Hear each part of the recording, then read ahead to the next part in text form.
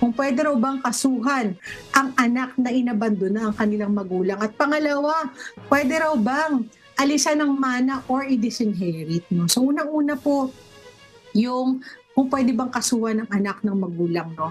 Alam niyo po, under our family code, meron pong nakatalaga doon at nakalista kung sino ba ang mga dapat na nagsusupport sa isa't isa, yung obligado tayo legally to support. So kasama po dyan sa listahan na yan ang pag-support po sa magulang, no? Siguro i-clarify lang po ni Jim, ano kayang ibig niya sabihin sa inabandona?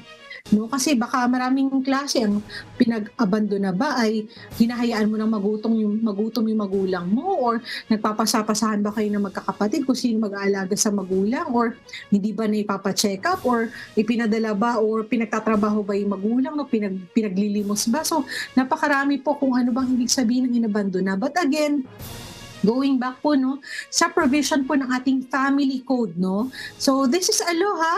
Marami po yan. So family code, yan po yung usually mga magkakasama na mga batas natin patungkol sa relations between families. Kaya po family code niya, no. So definitely po may obligasyon po ang anak po na suportahan ng kanilang mga magulang, lalong-lalo naman po kung nangangailangan ng suporta ang magulang, no. Kung hindi naman po lavish at excessive ang hinihingi ng magulang, ay meron po tayong legal.